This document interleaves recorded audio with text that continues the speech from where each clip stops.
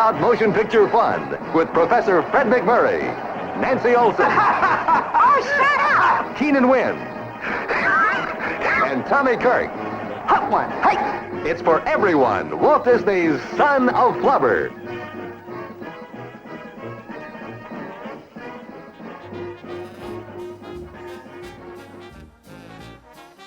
Welcome one and all to the Medfield College Film Society and the moment everybody's been waiting for. You've ventured through our Society Summer Series, taking you back in time to 1990 Disneyland, 1981 Disney World, 1990 Disney World, and revisited our friends at Aurodon. You've endured the takeover from Springfield University, which has brought you to this, our Season 3 premiere. As always, before we begin, let's hear from our society members. We're going to start in the mountains of North Carolina, this forbidding cliffs of smoke. With Mr. Andy Brown. Andy, how you feeling tonight? Everybody's wondering. I'm still here. I've survived everything so far. I've survived the Andy Will Try It. I've survived 2 seasons so far, plus a summer series. I don't know. I think I'm calloused at this point. So bring it on, season 3. Where is the Andy from the Muppets at Walt Disney World, and how can we get in touch with him if we need a host? Oh well, I think you put a tray of tiki tuna casserole out on your back porch, and you wait for him to kind of show up. He comes stumbling out of the woods. Yeah, he comes out of the woods, Or a Gets bunch of little bit raccoons in a trench coat, one or the other. Yeah, exactly. All right, we're going down to Central Florida to talk to my brother, Michael Crawford. How's it going tonight, Michael? Oh man, I'm feeling good in the neighborhood, you know. Sometimes you have to force it, but sometimes, man, the laughing just comes easy. That's how I'm feeling tonight. Yeah. Easy breezy. Got the searchlights going around the Disney MGM studios in the distance. A premiere. We got to take it live to the Queen City. Mr. Robert McSwain, when the Charlotte Hornets debuted, people wore tuxes to the first game, I recall. You wearing your tux? That's a Charlotte thing, isn't it? Yeah, sure. I got my tux on. Yeah, Watch out for that scoreboard. Yeah. that's true. You guys were there, weren't you? Or the opening of yeah. the building. Yeah, the opening of the building. okay. Yeah, the night the scoreboard fell, yeah. Hashtag the night the scoreboard fell. Great. That'd be a good song. That'd be a great song. You should write that song, Jeff. Well, if they ever decide the night they drove Old Dixie down as inappropriate, we could use the music. Yeah. You could be Tom T. Hall's successor now that he's died. That's right. May he rest in peace. A lot of greats gone from us this summer. But I digress. Gentlemen, we know the road ahead. We know what we're about. You've seen the figurative mountain of movies in front of us. Are we ready to ascend this mountain of movies? Let's get it. I'm ready. Sure. Well, as has been the way in every season, we're going to start off our season at Medfield College, right here at home. Michael, what do we got this year? Today, we have the 1963 Disney classic, Son of Flubber. Directed by Robert Stevenson, written by Don DeGrady and Bill Walsh. All 3 Disney legends, big time. This is the A-Team, folks. The A-Team Creative Squad. Starring Fred MacMurray, Nancy Olson, Kenan Wynn, Ed Wynn, Elliot Reed, and Tommy Kirk, and a veritable galaxy of amazing character actors, including Charlie Ruggles, Leon Ames, William Demarest, Paul Lynde in his first movie role.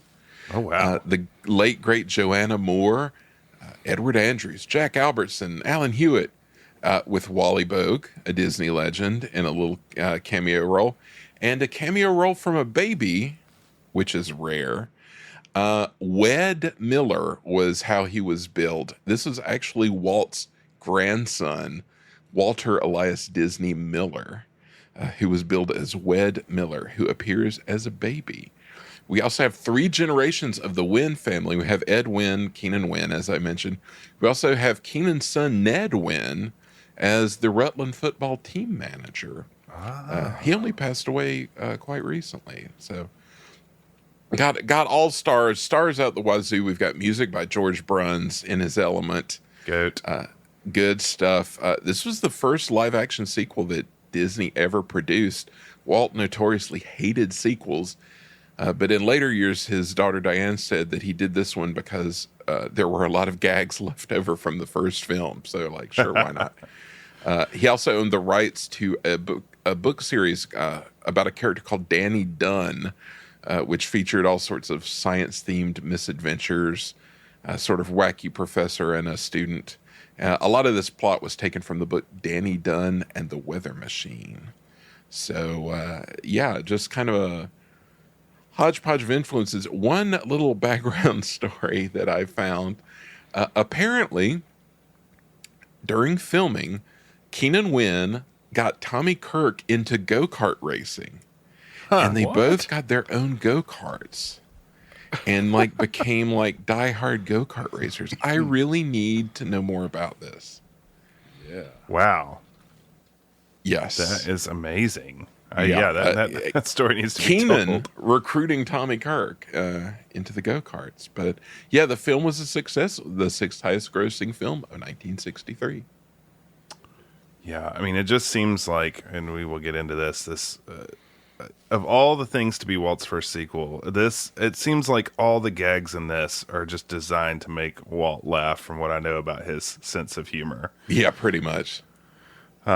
Also, speaking of the Wynn family, I did not know that Ed Wynn had a father who was also an actor. And down to this day, there's a Jessica Kenan Wynn who is an actress, should I say. Right. An actress now. Yeah. The granddaughter of Kenan Wynn. So We got to book her. I know, what a legacy. Get crew. that scoop.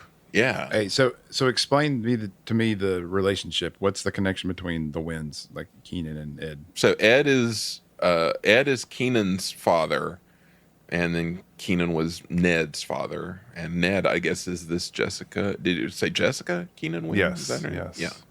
And then So- Ed's father was like a silent movie actor. He was like Frank, maybe, I think. Probably a vaudevillian or something like that. Frank Keenan, was his name. Okay. But it's weird because I was thinking this was the only movie that Ed Wynn and Kenan Wynn ever had a scene together in. But I was like, you can't really tell that they're like a generation apart because everybody just kind of looks old in this era. So it's not like, oh, well, he's clearly like much younger than Ed Wynn. It doesn't look like it. Yeah, I always found that puzzling. I was like, is he his uncle or something? Because they never looked that much different in age, but Yeah. yeah. Ed's sneaky like that. Well, all right. I think I know the score here, but Michael mentioned in a previous podcast that he had a viewing of Son of Flubber for a birthday party. That's very true. That's how cool I was. Yeah. A middle school birthday party. Robert, you can ask your sister all about it. She was there.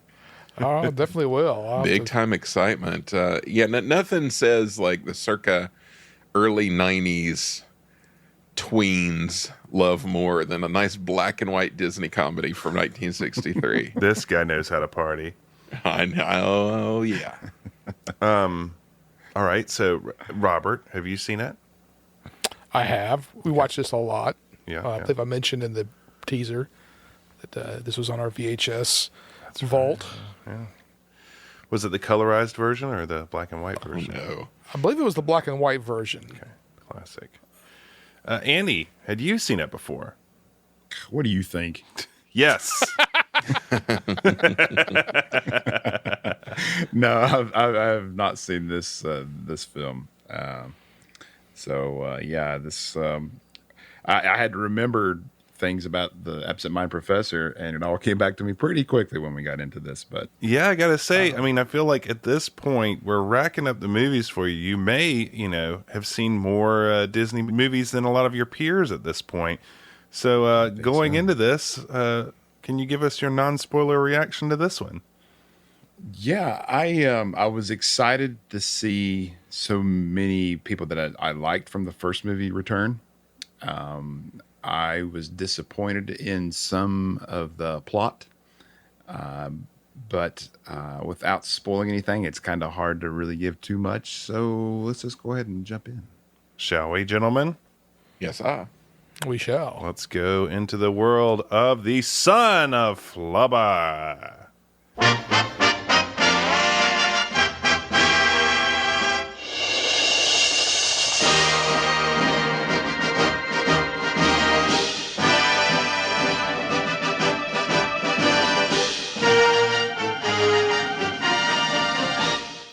Bum, bum, bum, bum, bum. Buena Vista presents. We're back.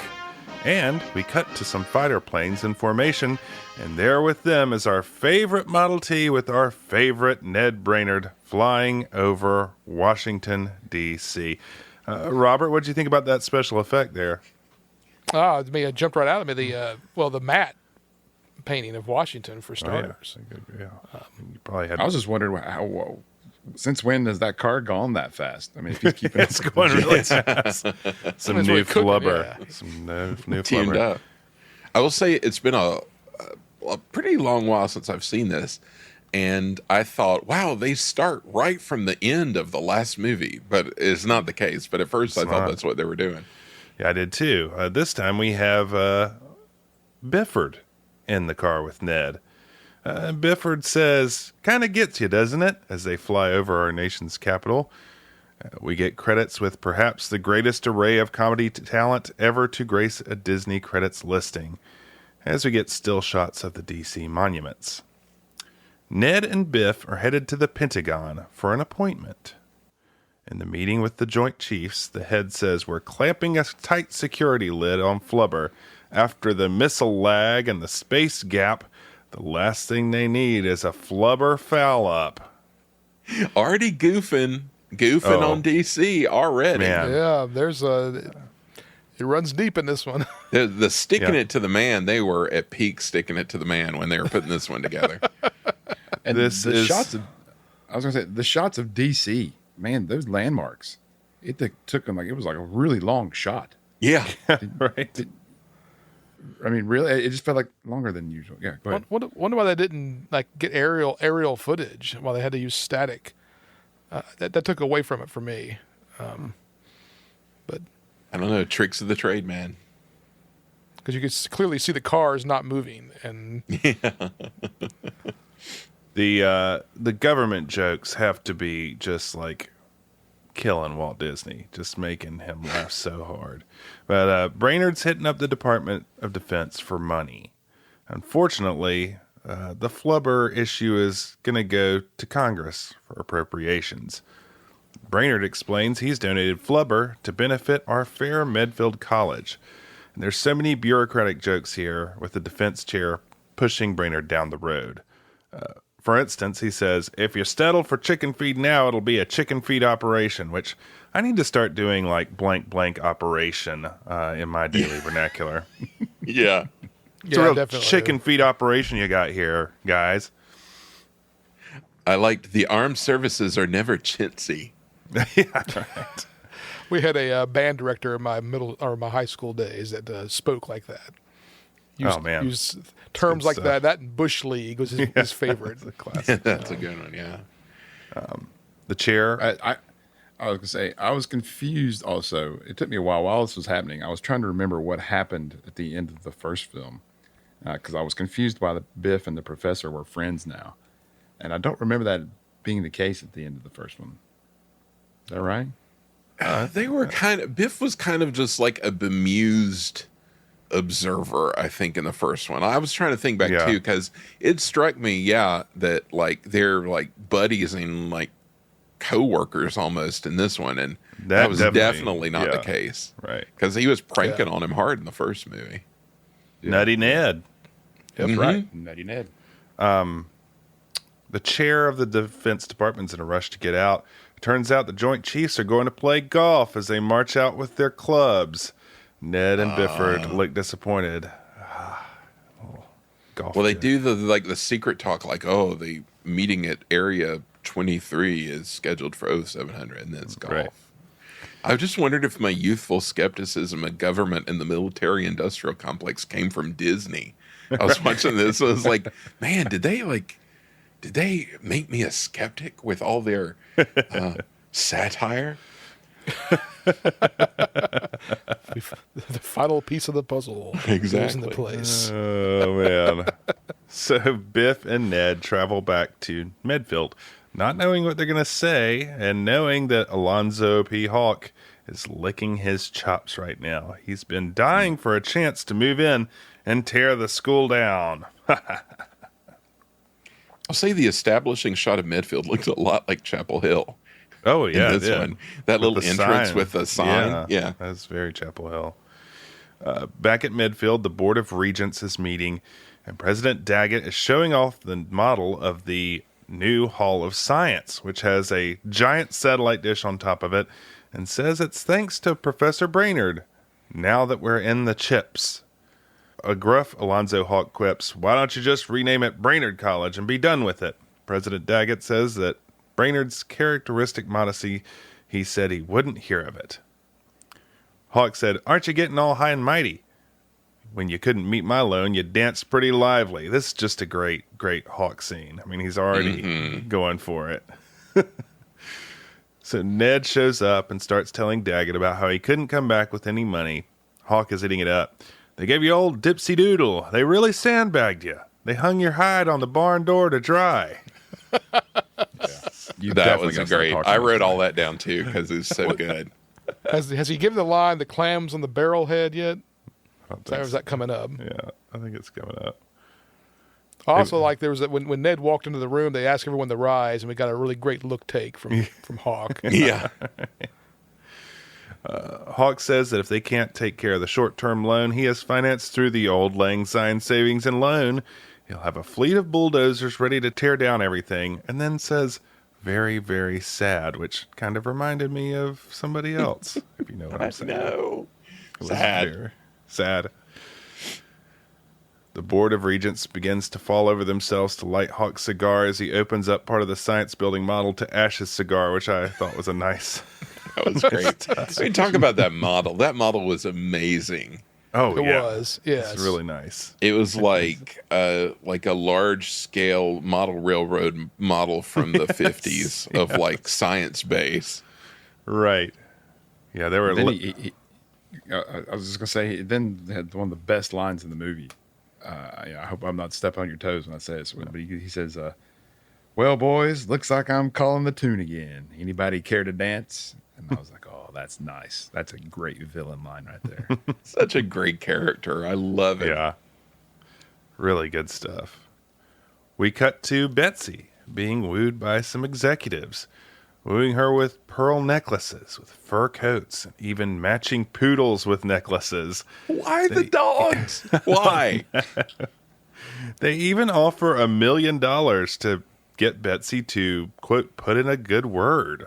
So this is Mr. Hurley. He is suggesting a company called Flubber Enterprises.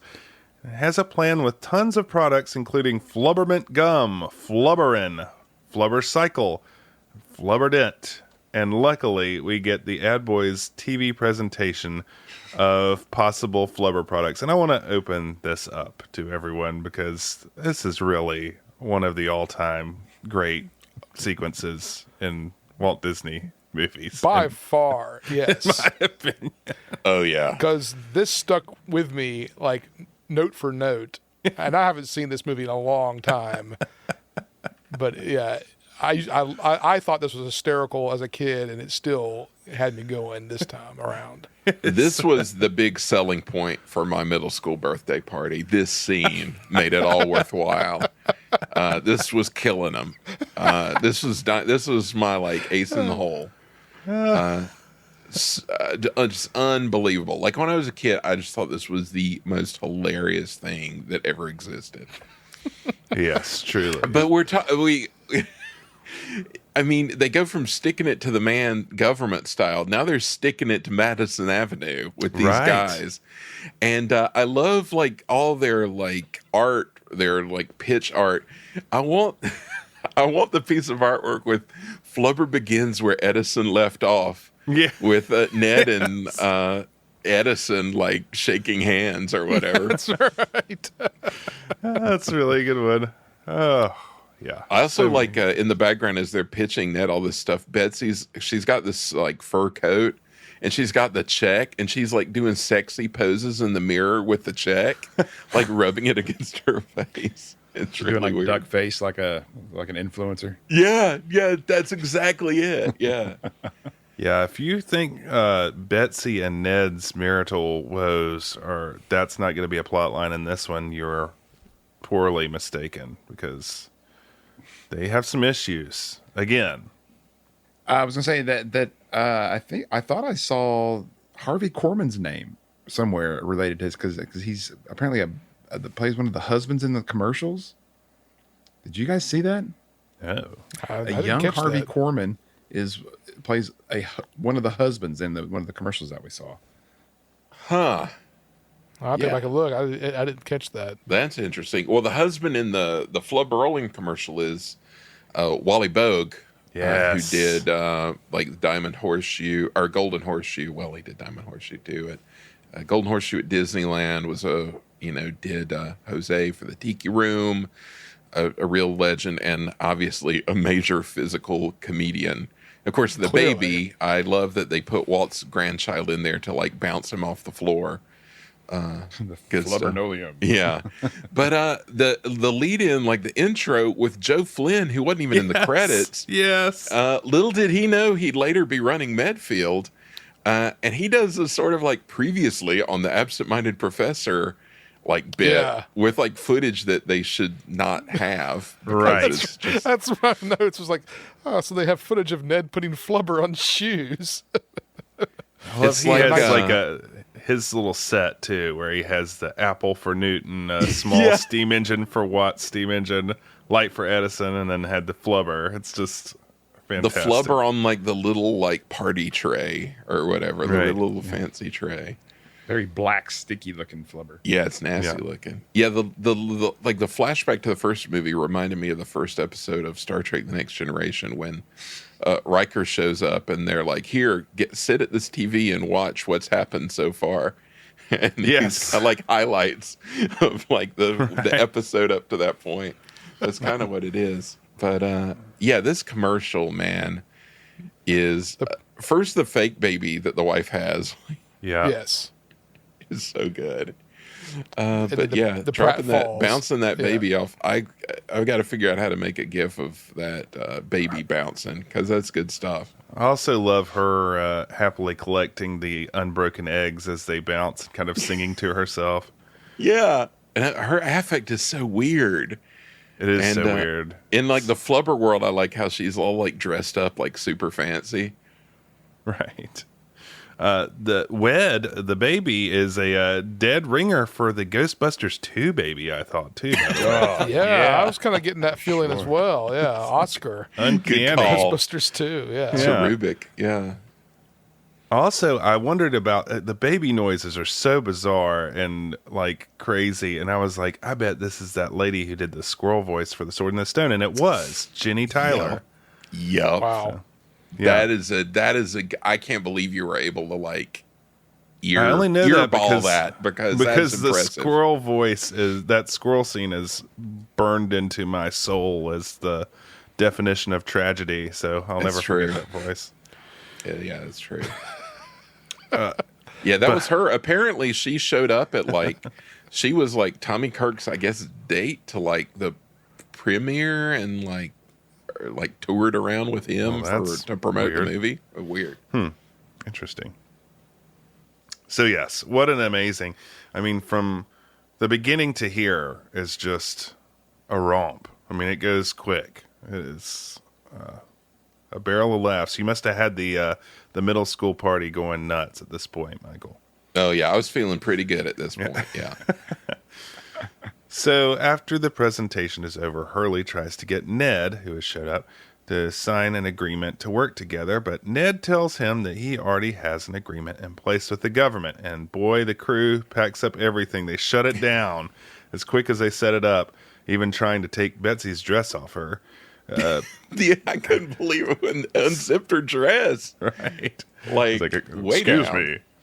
me. Betsy refuses to give back the check in a very awkward scene, in my opinion, leading Ned to chase her around trying to grab it and tearing it up. And, man, awkward.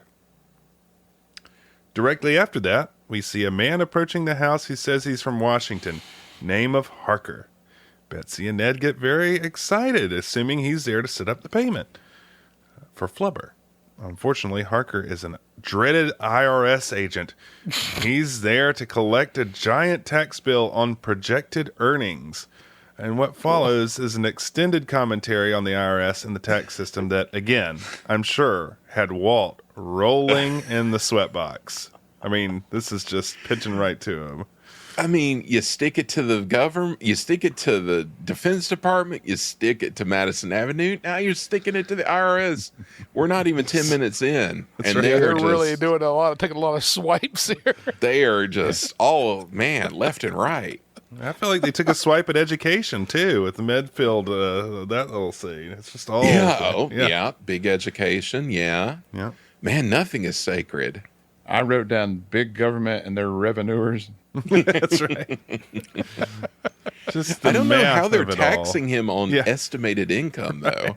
I don't know how that happens. Yeah, I was scratching my head on that one too. I might have to call my accountant up and ask him about that one. Right. That's Yeah. right. Oh, during this, someone shows up wanting money at the door. Turns out it's a newspaper boy.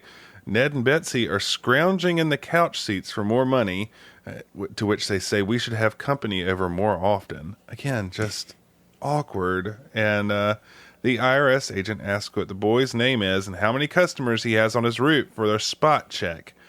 Then he reveals he put his mom in jail for selling extra jams and jellies. Big government bureaucrats ruining everything. We nailed her dead to rights. Yep. Oh, man, what a world. So he leaves. Betsy starts to freak out. Ned sits her down and says he may be able to control the weather. He can change the molecular values of the atmosphere with flubber gas. Weather can now become the slave of man rather than its master. Betsy, I think appropriately, thinks that Ned is nuts. Agreed. I don't know. At this point, I would. Well, I mean, Yeah, I guess he has. he's got a little street cred at least. We've Yeah, been that's to- what I had. I was like, does he not have any credit now? I mean, I mean, once you pass the flying car hurdle, I think you earned a little, like. That's true. You know. His affect is nutty, though. Yes, it is. He's absent-minded. He's got a poor cell. Yeah. I love Betsy's line here, though. She says, can't you invent something like a little machine that would pay the grocer at the end of the month? Which I find she's predicting the future right there, because that's She exactly wanted what we goop that you could put on your fingernails so they wouldn't break. I'm like, that's probably a thing.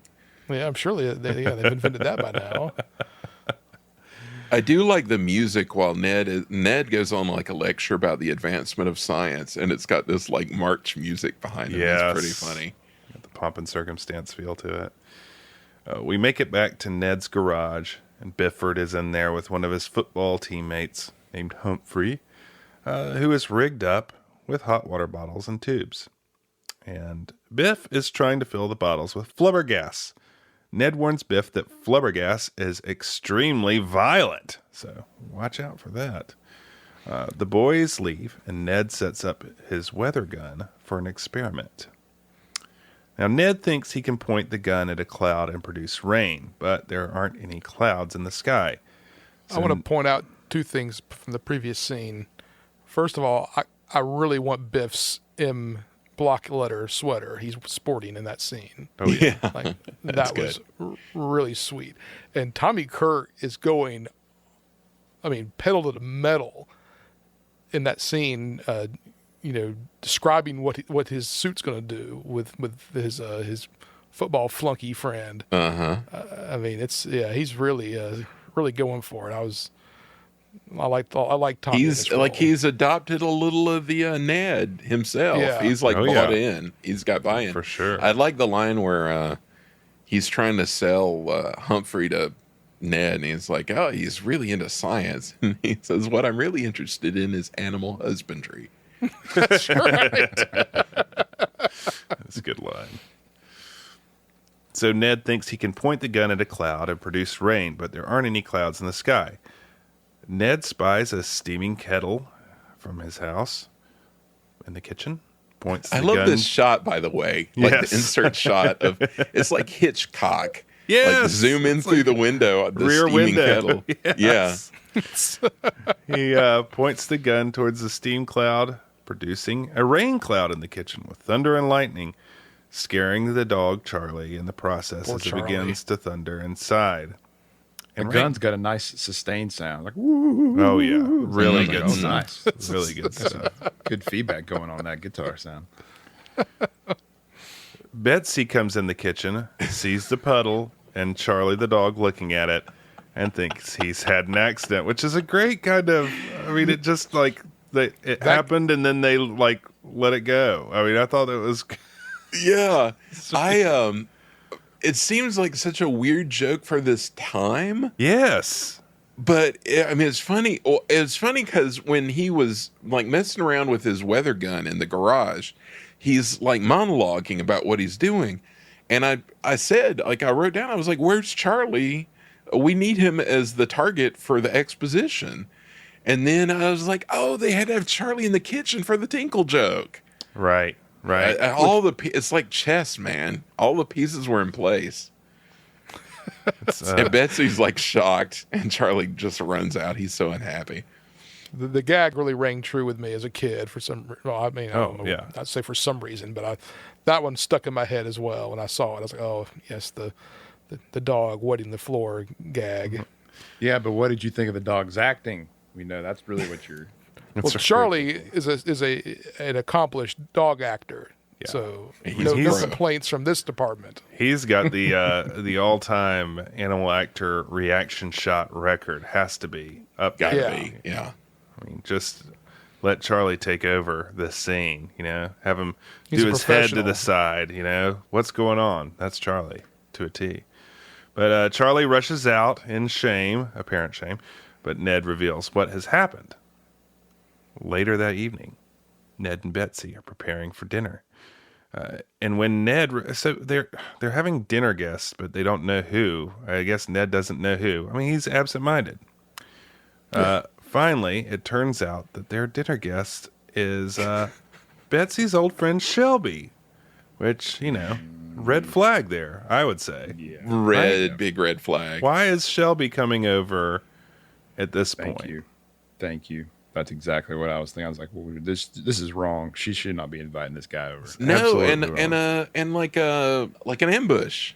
Yeah. It's like an ambush. Ned doesn't know. Stay tuned for even more of an ambush. But I think we should have had either a marriage couples counselor on here or just a certified therapist to go through Ned and Betsy, because, I mean, it would just be fascinating, right? Yeah. I mean, I think Ned's reaction to the Shelby news is pretty on point. Yes. He has some choice words to say about Shelby, and they are all true. Yes. Well, not only is Shelby coming, but to be full ambush, to your point, Shelby arrives with Desiree de la Roche, who Shelby claims is Ned's old friend. Well, Ned recognizes her as Mary Lee Spooner, and she calls him Nuzzy. So they have a history. Boys, what do you think about Desiree there? I was excited because I knew first of you all- would be. Yeah. Yeah, I mean, first of all, I was like, oh, that's Joanna Moore, who Yeah. played, of course, Peg McMillan on the Andy Griffith Show, and also mother of Tatum O'Neal. Yep. Which I had forgotten. Like, I looked her up in preparing for this, and I had totally forgotten she was Tatum O'Neal's mother. That's I crazy. had as well. Yeah. Yeah, she was just a beautiful woman, and so her accent just charms me to death. Oh, man. Yet another one of Andy's superior girlfriends pre Helen Crump. Yeah. Oh gosh. Yeah. And this, this whole scene is straight out of the Andy Griffith Show in my mind. Oh, it totally is. It's She's a just fun like- girl from Mount Pilot, basically. Yes. Absolutely, yep. Yeah. So she is just playing it up, flirting with him, just being totally overt, and it annoys Betsy to no end. Which I have to say, at this point, from Betsy's behavior, didn't quite, I was like, well, You invited this in. But, play with right, fire, you're Betsy, going to get burnt. You know what I'm saying? Yeah. Well, yeah, I was like, how is Betsy salty when she invited these people, including Yeah. Right. Shelby, and then she is like rude off the bat? Oh, yeah. Oh, yeah. And, Desiree goes on to patronize Betsy. She eventually says she had to go through 3 marriages to see that Ned was the man I was looking for all along. So, man. She's And Shelby's eating it up the whole time. Shelby's such a troll. He's got man. that blank eaten grin going the whole time like he does so well. Shelby takes Ned aside, reveals he's been made head of the English department at Rutland College and wants to make Betsy an assistant. Now it's time for Ned to go kind of haywire and says no wife of his will ever work. To which Shelby says that is an absurdly old-fashioned attitude. Yeah. See, Point Shelby. History's on Shelby's side at this point. Shelby follows Ned out to the kitchen where he asks what Ned is working on. Ned says he bombards the clouds with something he is not at liberty to divulge, which I thought was hilarious explanation of what he's working on. While this is going on, Bifford and Humphrey are working on the football suit in the garage, and it is filled with too much flubber gas, and here comes Humphrey flying out of the garage and knocking the leaves off of a tree he hits. A little special effect there. And Shelby says, you bombard the clouds with people, that is revolutionary. So Shelby with the burn. Humphrey proceeds to bounce off a weather vane and crash into a chicken coop, in which the neighbor comes out and shoots at them. This neighbor here, also in That Darn Cat. Yeah. Neighbor, great role. Great William Demarest. Yeah. So this whole scene with the chicken coop, all I can see is like tons of PAs like below frame throwing chickens in the air. Oh, yeah. And bags of feathers everywhere. I mean, Yeah. it's so comical. Some pretty fancy wire work or whatever it was with Humph when he comes like launching out of that garage. I was gonna say, yeah, totally. I was gonna say unless Iwerks had worked out like a chicken feather thrower that he had like Chicken patented. feather thrower. Yeah. I could see that happening too. But so yeah, I mean the neighbor comes out, shoots them. Biff, Ned, Humphrey all jump the fence in an incredibly impressive Yes. leap. Yes. Yeah, very athletic. And with that, we fade out and end Act 1. Who's there? Answer or I'll blast you to ribbons. It's all right, Mr. Hummel. Nobody in here but us chickens. Oh!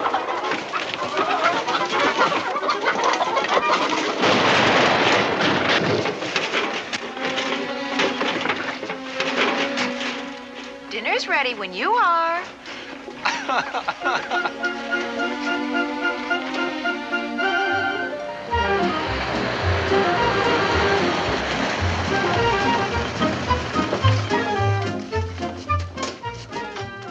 The next day, Biff and Humph pull up to the professor's house. They've got a carload of hot water bottles and football supplies. Biff has quite a little roadster here. This is a real would- snazzy. Yeah, man. Come on. I'm going to bet that's the roadster from Herbie from The Love Bug. That Oh, I bet you're right. Yeah. That's guy because it looked just like there. I mean, I should have spent the time and researched it, but I will put a sizable amount of money down saying that that's the same roadster.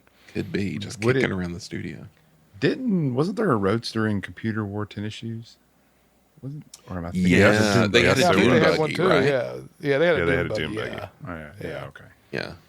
Yeah. Anyway, pretty snazzy. The professor, he's talking about what he learned about flubbergas the previous day. Says that now he's going for the big game. He's really going to stir things up. He's got a cloud targeted. He's got Charlie back by his side. So he fires up the old flubber gun and trains it on a distant cloud. We cut to Mr. Daggett's house, the head of Medfield College. He and his wife are leaving the house, but he says, it smells like rain, so he goes back to get his umbrella. Back at the garage, Brainard doesn't think the experiment's working, so he turns up the juice. Cut back to Daggett. He checks the barometer, which who doesn't have a huge barometer on the wall in the hallway? We did growing up. It makes me want one. Yeah.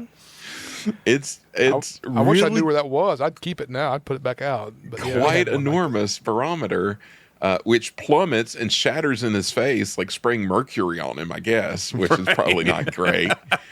I'm blind. You don't think Daggett's had some mercury spilled on him up to this point in his life? He used to work in a watch factory. Right. Anyway, his glasses shattered too. Outside, we've got wacky sound effects popping off left and right because windows are shattering everywhere. This is a great sound effect too. Oh, yeah. Yeah. This wacky sound effect. Ned's back in the garage. He thinks nothing's going on, so he cranks up his machine even further, and we got to a restaurant, like a nice wood-paneled candlelit restaurant where Shelby and Desiree are having drinks for some reason. All of a sudden, the bottles of booze at the bar start shattering, while the proprietor, Mayberry's own Otis Campbell. That's right. Don't put him behind a bar, man. Come on. I What are you know. doing? That should have been fox swigging in the some, hen dude. house. Yeah, really. At this point, I was thinking of Andy because I was like, man, we have had Peg and Otis Campbell, and we're like half hour in. It's pretty wild. Yep. Otis, the barman, tries to save the bottles, but he grabs some off the shelf, but then they shatter in his arms. There's a lot of squibbing going on around this place with all these shattering things. I love the individual shot of Shelby and Desiree's glasses breaking, and they're like separate reactions. Her little scream is so funny to me. It always has been. Well, because it looks like they're having like frozen daiquiris or something. Right. It's like these really like crushed ice drinks, and Desiree gets some down the front of her dress, and it's just like, ooh, which is a funny, just weird little touch. But yeah, their drinks both shatter. Lots of little explosions going on this set, all over the place. Serious. Meanwhile, we hit downtown, which is on the Disney lot. Apparently, this was the first appearance of the downtown backlot in a Disney film, which would go on to be used for many, many years in a lot of movies, probably several we've already seen. We find the milkman, who was Ned's neighbor with the shotgun and the chickens, is also the milkman, a.k.a. Uncle Charlie from My Three Sons. Oh, okay. I did not realize. I didn't put that together because I think later you see like there's milk crates at the neighbor's house or something like that. Yeah. Okay. Yeah, same crotchety old guy. Great old vaudevillian and pratfall guy. He tries to flee the oncoming wave of shattering glass. All the windows in downtown are shattering. But he's too late. He gets in his truck. The truck won't start, and the wave of flubber gas hits him, and milk starts pouring out of the truck behind him because all the milk bottles are breaking. He goes around with like one of those big old milk jugs trying to capture some of the milk, and he can't stop it. And a really silly gag, all the local cats show up at the same time to drink all this milk in the street. Well, the milk truck, I've got this puzzled me as a kid. It still puzzled me was that he drove it with a stick. Like it didn't have a steering wheel. He had like a big steering it looked like a stick or something. I think you drove it standing up. Oh, that's weird. I don't know. I didn't notice that. Well, I know some of the old-fashioned like Main Street vehicles. They had that one that Walt would drive in that had like the little arm that you would steer with, and it was like kind of like that. Oh yeah, like a bar. Yeah, you're right. But so yeah, I think it was just kind of an old. I mean, a really old antique milk truck. Right. This gag is just straight out of like Mark Davis, Ward Kimball, like something you would see in a Disney ride. Like all the layers of gags. The milk truck is shattered and the cats are showed up to drink the milk. Yeah. And then the milkman's like distracted trying to catch the milk. And so, it's like layers of humor. It's good stuff. Yeah. Ned, he keeps trying different clouds. He's not giving up. He doesn't think anything's going on.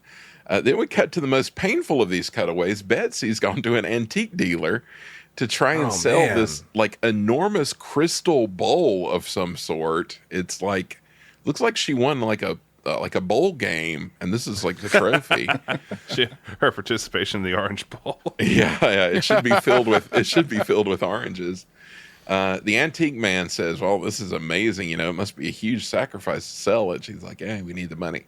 Of course, we hear the flubber sound, and the bowl shatters from the flubber rays, and the guy is just like grabs the money back from her, and Betsy loses the cash. It's rough. Yeah, it's just awful. Piling on, poor Bets. Also, it's like there's like the radioactive symbol on the machine that's powering this flubber gun. Is Ned just bombarding this town with radiation, just over and over? Like, what's going on here? So. That's a good question. I was wondering that myself. He had like a fallout symbol in the garage in the first one that was puzzling. Yeah. Eesh. Yeah. I think, safety last on Ned's mind. Right. But radiation's our friend back then, so we didn't. Yeah, it was the 60s. So. Meanwhile, the iconic Disney cops are on the beat. Same as they ever were. They're getting calls from the chief about broken windows. They're like, broken windows. I haven't seen any broken windows.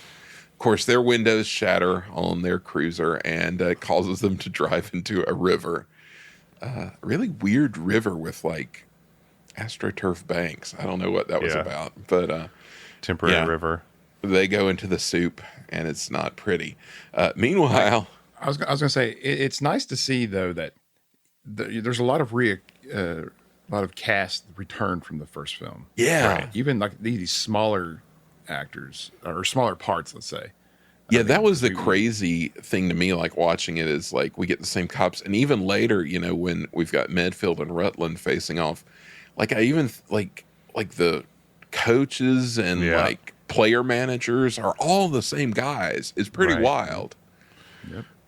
I love in this police scene where the chief or whoever's talking to them on the thing goes, "I hear water." It's just a great little "why I oughta" line read. Which is like, what do you think happened? I hear water. You're always driving into water. Yeah. We cut away to Hawk's office in a great scene. He is getting calls left and right. He is refusing to honor insurance claims on broken glass because, of course, he is two-fisting the phones. He's got one phone in the left hand, one phone in the right hand. He's like taking them on and off and going from line to line. He's yelling into them as the many glass walls of his office all kind of sequentially shatter. His chandelier shatters, like everything. This seems like he needed eye protection in this scene because his office is exploding around him. I was like, how did they even do that? I mean, I guess they have like, special kind of glass, but I still don't understand how they did it. This scene was like speaking of Harvey Korman, seemed like a Harvey Korman 70s scene to me. Yeah. And can we talk a little bit about the portrait of Hawk? Oh, yes, portrait. I want that so bad. I hope they've got that in the archive somewhere because it is special. Amazing. So good. And we even get the wacky gag, the guy painting Hawk's name on his office door while it breaks, and then he finishes painting it while it's like on the floor. OCD office window painter, Yeah. Classic gag. That portrait, man, they should just sell prints of that for D23 or something. I'd buy one. Ned, though, unaware of all this completely, he's upset at the lack of rain. He's not seeing any rain. He doesn't understand why his weather machine isn't working. Outside the garage, Biff has the football team. They've showed up. They're unloading pads and things from a trailer full of straw bales, but we're not sure what they're up to. Brainard's having a conversation inside with Charlie about why the gun didn't work, and comes to realize through some mumbo jumbo that all he has to do is reverse the polarity. I was going to say, Yeah, this is some real Star Trek Voyager. This is, Stuff going oh on. my gosh, you're right. It's like use the weather gun to something, and this will make clouds appear or something. I just wondered if this is the first example of reverse the polarity being the solution for something. Because it is total Star Trek Voyager, and I was shocked for him to like say reverse the polarity. I was like, you're ahead of your time. The whole time, though, that the glass was breaking, that wasn't clear to me why. I don't know if it made sense to you guys, maybe because you'd seen it a lot more than I have. But I was just the whole time I was like, "Why is the glass breaking?" I know he's shooting this gun, but I don't think it just didn't make any sense. And it wasn't until later that I was like, "Oh, they're connected." I don't know. I mean, I just assume. Well, I mean, I haven't seen it before, but I just assume that it's happening because of the gun, but it doesn't make any sense of why it's happening because of the gun, Right, yeah. So it's like he's doing this and that's happening. So Yeah, so my kid mind, I think, just rationalized it as it's science stuff. yeah, with the gun. exactly. And- But you're right. It didn't make any sense. And When just got to reverse the polarity. yeah, Inside the house, she's come home from shopping, doing lady things. She picks up the phone to discover Desiree on the line. She affects a bizarre man voice to pretend to be Ned, making Desiree think he's got a cold. It's like, hello, Desiree. that's pretty good. Yeah. It turns out Desiree and Ned have a get-together scheduled for the next day. That had been previously decided on, and that really winds Betsy up. I got some problems, man. They've got big problems. Some problems. She's just a hair trigger, man. I'd say drop Betsy. Go to Desiree. She's a fun girl. She is a fun girl. She knows what she wants now. She knows how to throw a marriages. party, too. Yeah, and exactly. She's back to town. She knows what her priorities should be. She appreciates him. Exactly. I mean, come on. Sadder but wiser girl for me. Anyway, back in the garage, Ned is not paying attention. His weather gun is kind of upended and is filling the workshop with clouds. Charlie tries to warn him, but Ned is so buried in his calculations. The rain starts to fall. He finally snaps out of it and celebrates with poor soggy Charlie. Picks Charlie up and puts him under an umbrella, and they're having a good old time. Isn't it bad for it to rain in this lab, though? I mean, I know it's Yeah, exciting. They had the breakthrough. The high voltage electric thing he's using to charge everything. Yeah. Outside, the football team is really skeptical about Biff's plan. Whatever he's cooked up until he says the professor's involved. This seems to buy him some credibility until Brainard comes busting out of the garage soaking wet with his umbrella open, shouting that it's raining. And so they're womp womp. Inside the house, Betsy's packing. She's very high-handed with Ned. She says Desiree's trying to get her hooks into Ned. She's being kind of a sourpuss about everything, and Ned correctly points out that it all started the night that Shelby came over. That's right. Ned's right. That's a good point. At her invitation. Truth. He finally snaps out of it and realizes that she's packing, and she says she's going someplace to think clearly about him and Desiree. I find this to be very harsh. I just don't know. I think Betsy is jumping the gun a little. That's her way, man. Yeah, you got to remember the first one. She was teetering on the fence for Shelby or Ned. So. I think when you have an absent-minded professor on your hands, you have to assume he's not plotting some elaborate affair behind your back. Yeah. He's probably just being an absent-minded professor. She doesn't trust him. The biggest question to me is, how did Ned woo this woman? I mean, he's clearly very absent-minded. And I can't imagine him really paying attention to her long enough to put the work in at the beginning, but it seems like there was a beginning that went well that now has been eroded to with extreme skepticism at every turn. It's not good, man. Yeah, there's no benefit of the doubt whatsoever for anything Ned does. Pretty rough.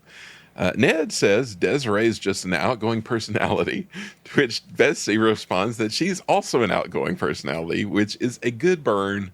Nice. But misplaced, I think. Turns out Betsy's heading to the Daggetts to stay. She doesn't know when or if she'll return, which, again, overreaction, I think. Agreed. She gets into the car. The windows are, of course, all cracked up from Ned's gun. So Betsy takes off one of her heels and busts out the windshield. It's kind of a tough move, a boss move, before she drives off in a cloud of glass. Back at football practice, Biff is explaining his plan. He's telling all the players to tackle Humphrey, and he says they will be thrown back. Humphrey doesn't need any protection, but they will be thrown away from him. And they don't quite believe him, but they give it a go. When the players tackle Humph, his flubbergas-filled suit explodes, and he goes flying through the air right back into Uncle Charlie's chicken house. To avoid getting shot, Humph sits on his football like it's an egg and starts making chicken noises, to which we get a rooster double-take shot. How'd they get that rooster to do that, I wonder? It's just, anything can happen in the movies. The magic of filmland. It's true. It doesn't seem like a good idea if you have a chicken coop to shoot a shotgun into the chicken coop. No matter what or who you think is in there, shooting into your own chicken coop, not a great idea. Yeah, I want to rethink that. Also, yeah. Also, like chicken, interference is not a capital crime in most jurisdictions. So I don't think you'd skate on that. I wonder what the zoning laws are in that Medfield town. You gotta wonder. Professor, right? Gotta wonder. Next to, a little tiny small production farm. Yeah. With a garage with nuclear fallout. Right. Spraying it all over town with his gun. Yeah. A bunch of hipsters moved in, started raising chickens. So Uncle Charlie's just part of it. Yeah, he's having none of it. He unloads his shotgun anyway. He wipes out his own chicken house with a few blasts of the shotgun and is upset at the results, although I don't know what he expected would happen. Anyway, we cut to the Daggetts' house. We find out it's Halloween. Everybody's in costume. Betsy's in like her Swiss Miss outfit. She is avoiding answering the phone because Ned has been calling all day. And Mrs. Daggett says she's not going to cover for Betsy anymore. Betsy needs to answer the phone, which she does with a ridiculous Swedish accent, pretending to be Helga, the new maid. She is great at throwing her voice, man. She's got all the voices at her disposal. It's her secret trick. It's true. Yeah. There's a mashup you can do right there, Robert. Take the Swedish chef and then take Betsy doing this. And just put them together. By Yemeni. This is like next level wackiness coming from Betsy with this character she's invented and all her little Swedish phrases. I don't know where. I mean, Nancy Olson, I assume, is probably from the upper Midwest and from Swedish stock, and drew from that for this silliness. But she tells Ned in her thick accent that Betsy has been sitting around crying, but has gone out tonight to parties because she's been invited to a lot of parties because she's a hot lady. Ned says he's home alone and starving to death because there's nothing to eat. Betsy says good and hangs up on him. Ned heads to the kitchen to try and find some food. He gives a go at eating a dog biscuit. Oh, man. But it is the last one in the box. Charlie's giving him a guilty look, so Charlie gets it instead. It's pretty amazing in 1963, the only options were have a wife around to feed you or eat dog biscuits. Well, yeah, a few things. This scene lived in legend with us. I don't know why it's so it was such a big deal, but we used to say "Sorry, Charlie" all the time. And I'm not trying to buy into gender roles, as you just said. Like it's either have a woman around to cook stuff. But I mean, literally, what's going on with this kitchen? There's nothing in it. Why are there no groceries? There's nothing. How do you only have soap and one dog biscuit? Like, not only could he not make any food, there was no food. Does he not know about restaurants? I guess they don't have any money, but yeah. They clearly know. I mean, no DoorDash, obviously, in Medfield, but yeah, a real slacking on the groceries because there's like empty It's like he just moved in. Maybe she packed all the groceries too when she went out. I don't know. Maybe so. Maybe they repoed them. Maybe they're at Hawk's warehouse. It could be. Anyway, I love the escalating gags of like him reading the dog biscuit like ingredients and being like, okay, well, you know, that might work.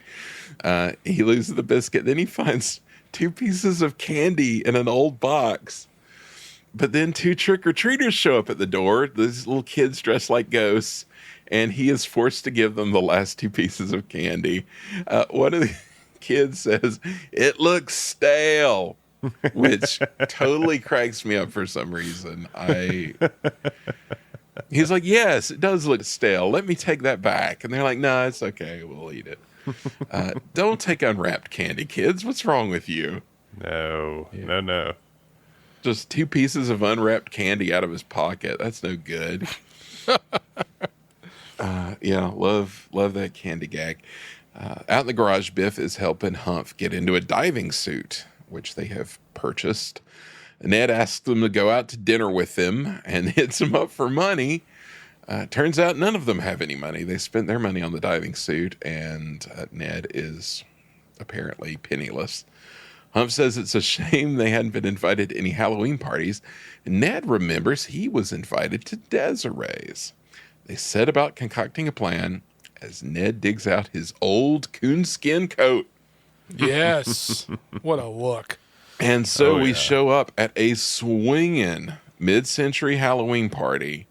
Oh, man, give me an invite to this party. This is where it's at. That's right. Desiree knows how to do it. This party is off the chain. This is good times. There's somebody walking around with a bunny outfit, though. Like a couple. Yeah. That creeped me out. I didn't catch that. The bunny gave me this like BioShock vibe. I don't know. It just creeped me out. We don't know where Desiree's been. She says she's been in Paris, but you don't know. Ned is wearing his coonskin coat. He's got a big old baritone saxophone. Apparently, Fred MacMurray was a real sax player back in the 1930s, so he was ready for this role. I was wondering. He looked pretty accurate. Yeah, he looked like I was thinking that too. He was really doing it because he was a pro. I really enjoy. I mean, there's so much to talk about this party going on in the background, but I like the cutouts of the witches and the black cats on the wall that are just like it's all this like vintage, silly Halloween stuff. It's a lot of fun. Ned hits the buffet first thing, starts cramming random handfuls of food into his saxophone. That really made my stomach turn. Of like, yeah, kids want to eat food out of a decades-old saxophone that's just been in mothballs. Like tarnished brass, like popcorn that's been in tarnished brass. Yeah, it's been in a crate in his garage for like 30 years. With nuclear fallout. Yeah. The doorbell rings. He recognizes the secret code that they had determined before. He runs to the door. He cuts off the waiter. The waiter who's been like, our butler, whoever he is, been eyeballing him since he was at the buffet. Biff and Humph are at the door dressed like ghosts, pretending to be little kids trick-or-treating. Kind of disturbing. Very disturbing with little kid voices. Twick-or-tweet. Ned empties his saxophone of goodies into their bags. He's even got a chicken in the pocket of his old raccoon coat. Yum. Oh, God, no. I couldn't believe it. He's like, I got some chicken, and reaches for his pocket. I'm like, furry chicken. Different time, man. I guess. They're college students. They'll eat anything. That's a very good point. Shelby shows up dressed like a merman. He's supposed to be King Neptune. He's got his trident and like I did not scuba know what he mask. was supposed to be. I thought he was like an insect. Oh no, he's got his like scuba mask and snorkel and his like plastic fish or whatever. Yeah, they call him. I didn't know. I thought he was like some kind of like merman, but then later they say something about Neptune to him. So that's what he was supposed to be. He tells Ned to invite the little folk to step inside and like goes to like drag the children into the party, to which Biff yells "Jiggers," and the two ghosts run away. Ned says he's going to go, give them a good talking to for pretending to be little kids, but he gets hijacked by Desiree and dragged in the party. She tells the crowd Ned was the greatest sax player in the history of Medfield High and begs him to stand in with, the traditional Halloween party Dixieland band, which they have. Yes, you have your ragtime band. At the time, probably true. See, she's already supporting him. She's talking him up way more than Betsy ever did. Shared history.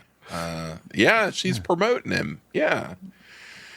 So he agrees to stand in with the Dixieland band and blows into his sax, showering everyone with popcorn, which is a funny sight gag. Just then, the Daggets show up with Betsy in tow. I'm not sure why they're there. I don't know where the Daggets and Desiree have social crossover or how this would happen or why Betsy would go, but she's feeling guilty about Ned. She doesn't think she should be there. But just as she's talking about how helpless Ned is, she sees him playing the sax while Desiree dances in a flapper outfit. Oh man, I love how Ned can be talked into anything. He's so absent-minded. And he's just like, oh, okay, yeah, let's do this. I forgot about what I came here for. We just wail on the sax for a little bit while she dances around me. I mean, can't blame him. This little dance that she's doing is hilarious. Great. Charleston adjacent flapper dance. Betsy is not having any of this. She tries to bolt, but of course Shelby swoops in and blocks the door, drooling over her and just being awful in general. Ned finally notices that she's there. He says, what are you doing here? She says, what are you doing here? He says he was home alone, but self-preservation kicked in and he had to go searching for food, as all primates would do. He wants to talk to her, but she's intent on taking off. Shelby offers to drive Betsy home, and then Shelby and Ned start to get into it, and Desiree kind of pulls Ned back into the party with her like long string of pearls, and Shelby leaves to drive Betsy home. She left him though. She's the one that ran out on him. I and so agree. then she has the gall to be like, what are you doing here? It's Well, like, and I can do whatever I want to do. You're the one that left me. Yeah, she's making the big deal about Desiree, but who's going off with Shelby all the time? Yeah, That's happened a lot more. He's trying to talk it out, and she's like, nope, I'm going to go over this other old flame. So I don't, Yep. Yep. Problems, man. They got some serious problems. Shelby drops her off. He's hitting on her hard, talking smack about Ned, trying to get her to reconsider and quoting poetry and just being a tool. She brushes him off, and as he drives away, we again get the ominous Model T headlights coming out from nowhere. Same was music nice. cue and everything. Uh-huh. Great callback.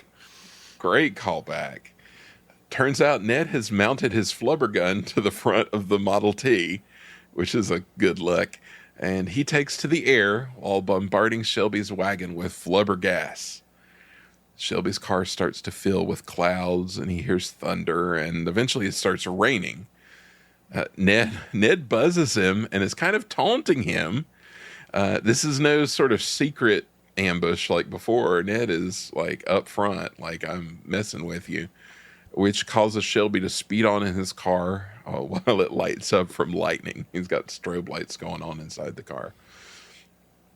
Now, this scene is obviously a mirror to the one from the original Absent-Minded Professor. We talked then about the horrors of Shelby's weird face with all the effects going on, especially in the colorized edition they made of the movie back in the day. Well, horrifying Shelby face is back, and it's scarier than ever. Yeah, you talk about getting the movies confused. This was always confusing because it was such a direct lift And they make such a big deal about his like plastic fish that he brings into the car. I love they keep cutting away to that. So I remember being like, now when they do the Shelby Stomp, there's going to be like water and a fish in there. Like, why did that happen? It's like, because it's so similar. It's easy to. Yeah, it's like identical. Yeah. There's a lot of weird cues there. Yeah, the fish. Man. The There's fish. some cigarettes floating around in the car. Yeah. He's driving with his fins on, which why were you doing that? yeah, I mean, there's Yeah, this started bothering me though. I was like, okay, now this is too much. Like you said, a direct lift from the first one, and I was in my notes. I was like, this is weak and lazy. We're going back to the same gag. And then I said, I bet I can exactly predict what's going to happen next as soon as I saw the police. I was like, oh yeah, so, I don't know. Oh yeah. Did you guys feel that same way, or were you like, you didn't care? no, I felt that. I mean, there's definitely there's some laziness there to it. Yeah. Like watching it as a kid, like if you watched them back to back, it would be like super noticeable. And I mean, we haven't really watched them back to back here, but it's fresh in mind. Like as a kid, you just kind of randomly see things, and it's just kind of like a funny sequence. But I mean, it is super lazy to kind of go back to that like pretty much note for note. I mean, maybe if they were gonna do it, not show it all, blow by blow. That's when it really feels like okay, like yeah. I was really hoping they would just show the headlights, and I was like, and then they would do something different, something new. That would have been good. That would have been good. Yeah. Well, especially the fact that he keeps driving in this one is ridiculous. Because in the first one, it makes sense because he's terrified and he's trying to get away from something. Well, now he knows what's going on, and his car is filling up with like water Just fast. get out. Yeah. And like lightning hits him on his backside, which was ridiculous. Absurd, yeah. He gets lightning in one ear and out the other, which leads to the horrifying image of him screaming while lightning comes out of his mouth. Yeah. Which is nightmare fuel. But yeah, at what point, like, why are you speeding through the backlot neighborhood, Shelby? Why don't you just pull over and get out of this car that you're about to drown in? Because it's Ned. It's not a monster. Yeah. Also, slam on the brakes. He'll go right by you. Yes. Yes. My always evergreen comment. Yeah. So no, I agree with you, Andy. It's.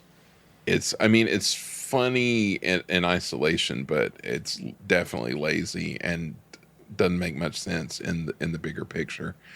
I do like the cutaways to the fish repeatedly. I did read where they couldn't fill the car with water and have it drive because that would be too heavy. It would blow out the tires. So they rigged this car with like double paned windows with like water in between the panes. Makes sense. And had him just act like, for all the driving scenes, it was like a special effect, like a prop effect. And then at the end, when they had the car full of water, it had concrete in the tires so it wouldn't like blow out. So it was a different car. It was on a soundstage. Yeah. But Ned's lighting up the car with his gun. The car is completely filled with water, which again is ridiculous. Why hasn't it stopped? Especially when Shelby's swimming through it like the creature from the Black Lagoon. No foot on the pedal, but he's still going. We cut away to our friends, the Disney cops. They're on the phone with Chief, thanking him for the new patrol car, swearing that they'll take really good care of it.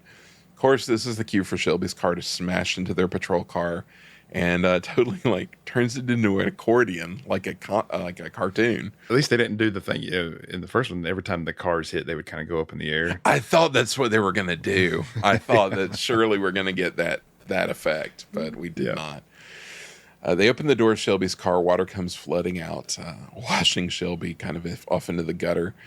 They unmask him, and he goes on a rant about Brainard, and they're like, again, I think that would probably be more credible this time than last, now that everybody knows Ned Brainard has a flying car and, like, magic science at his disposal. But they're not buying it, and so we fade to black.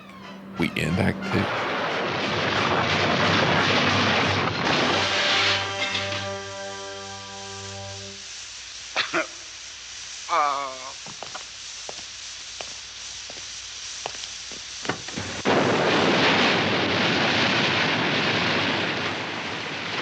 What is it? I've got just the faintest ghost of an idea. I'm terribly sorry, Professor, but did our brand new patrol car get in your way? Officer, it isn't my fault. It's that fiend, Brainard. He's up there, somewhere. Get him, find him, do something. Though April showers may come your way, they bring the flowers. All right, geez. What a sloppy and lazy rehash of bits from the previous movie. I'm glad we're past that now and heading into Act 3 with this all-original story here. So Ned is back in his garage laboratory waiting for Biff to arrive, but is surprised when Hawk, who's been missing for pretty much most of all of Act 2, arrives instead. The old Lang insurance company has taken a hit from all the claims of broken glass that occurred recently, but by plotting out the incident locations, a cone pattern emerges, and Hawk has traced it back to Ned's house. Ned had heard about the breaking glass, but had no idea that he was the one responsible. But Hawk's not mad. He makes a business offer to the professor where they slowly and quietly buy up lots of glass company stock and use the flubber gun to discreetly break all the glass, creating a cycle of profits. I thought that's a pretty good idea. I thought, Yeah. and very Hawk-like too. Well, yeah, I thought the same thing as you. Like, Hawk has been gone way too much from this movie, but he comes in with some quality Hawk material in this scene. Oh man, yeah, Definitely. Yeah, and he's like giddy, and he wants to create a small. He even says something like, "I want to create a small corporation that all it does is break stained glass out of a church." Yeah. He says, "You don't think you're gonna freeze me out of this thing like you did Flubber, do you?" But then Brainard tries to explain the gun's purpose was not to break glass, and he goes through the whole cloud creation / weather modification intent, but Hawk doesn't get it. He just thinks Ned should cash in on the whole glass breaking bit and use that money to save Medfield. But when Ned refuses, Hawk threatens him with legal trouble and threatens to confiscate Ned's work. But then this was kind of interesting that the professor kind of gets a little tough with him and gives him a stern, "You want to bet?" Mm-hmm. You kind of see some fear in Hawk's eye for the first time. And then he leaves. But before he leaves, he runs into Biff, who asks for his allowance. And then the Hawk threatens his own son. He says he's going to have him arrested too for falling in with Brainard, and he storms off. But then he has that great line. He says, if you weren't a deductible, I'd disown you. And I love that. I say that to my crying children. One. Yeah. man, yeah. The Brainard Hawk standoff, angry standoff. It's great stuff. Really great. Definitely. Though Biff, confused about what just happened, is elated when the professor agrees to help him. And what's his friend's name? Humphrey. Okay, I couldn't remember what his name was, so I just wrote in Boner. So throughout the rest of my write-up here, I'm going to refer to Humphrey as Boner. Fair enough. Is that okay? Okay, all right. Go for it. Why not? So Boner talks about his idea of putting flubber gas in a football instead, so they can have 70-yard kicks and 90-yard passes. But both Biff and Brainard dismiss it, and Ned offers an alternative of instead of passing just the ball, they inflate the player with the ball and then pass him, and thus always keeping possession of the ball, and then they get to work on that. That night at the Rutland versus Medfield football game. Oh, man. Yeah. And we get Paul Lind, who shows up as the game announcer, and that made me excited. I was so excited. I was excited having Hawk there, but when Lind showed up, I was really excited. I just wish he was in more Disney movies. I don't know why he wasn't, because he's the best. He really, I realized that Billy Eichner is the heir apparent to Paul Lind's legacy. It made me want a Paul Lind version of Billy on the Street. Oh my goodness. I would give anything for that to exist. I really want to watch that. It did make me really want Paul Lind as the game announcer in Gus I mean, I think he would have really made that movie. Oh, totally. Yes. He would make that movie work. Just him. Well, Lynn describes Rutland as an untied, unscored upon team for the last 3 seasons, and they're knocking on the door of the national championship. I would think the door had already been opened at that point. Yeah, I would think so too. And they're taking on puny Medfield. Medfield's coach, played by, I don't know if you guys, this is a deep cut. This is the actor Stuart Irwin, was another Andy Griffith Show connection. I don't know if you remembered him. He played Tom Silby. The episode where everyone thought he was dead because his wife had told everyone he had died. He actually shows back up. Yeah. Remember that one? Yeah. Anyways, he's the Medfield coach, and he's upset that Biff and Boner aren't there yet. And he gets a note saying that they're coming, but they're going to be late because they're working on a secret weapon. So go ahead and go without them. Then they sign off in the note, best wishes, Biff Hawk. I don't know, that made me laugh, the fact that he did that. That really that sends the coach towards the edge of breakdown, and he's finally comforted by a player. I don't know, that's good.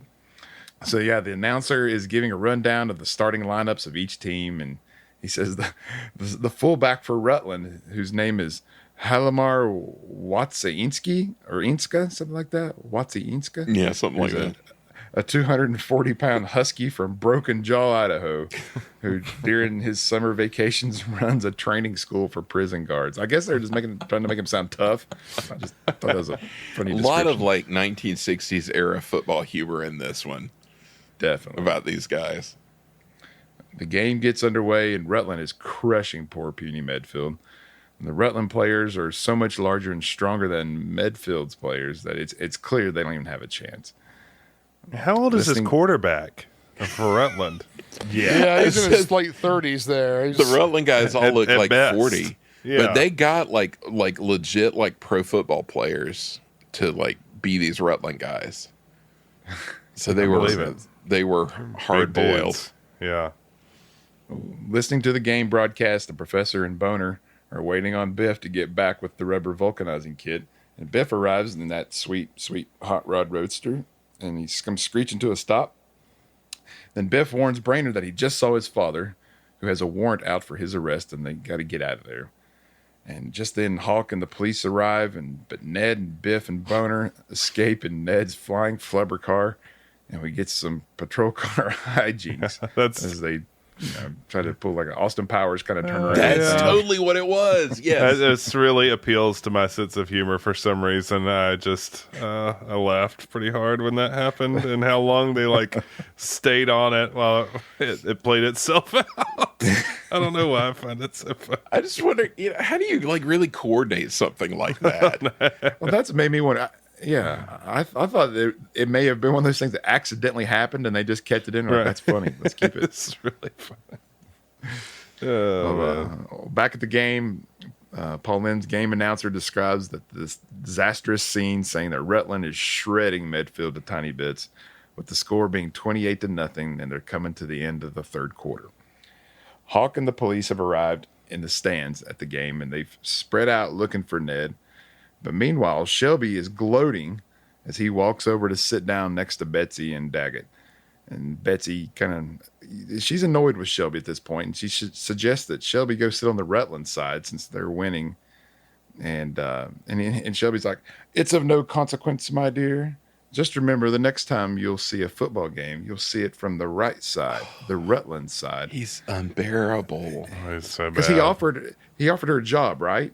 Yeah. Yeah. But it sounds like he's moving in a little more than that. Yeah.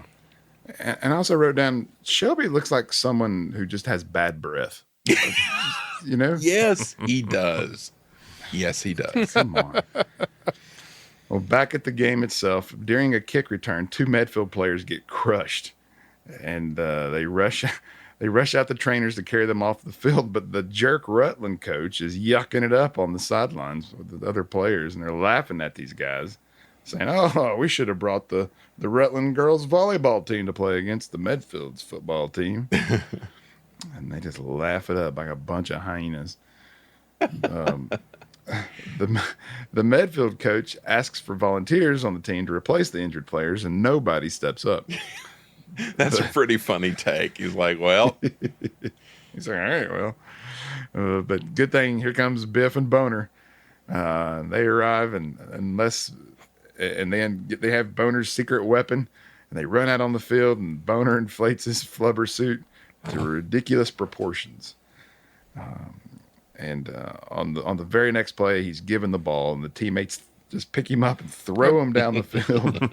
I don't know why, but the Humphrey, or Boner as we're calling him now, his delayed clap when they break the huddle always cracked me up, and it still did. Yeah. I don't know why. I just thought that was the timing on that was. He's not feeling good. this at all. He's like very apprehensive.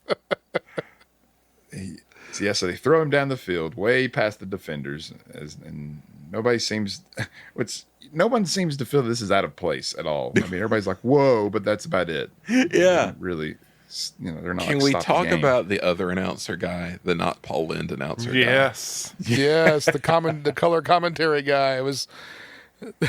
Who's just lost for words all the Looks time. like he got kicked in the head by a mule or something.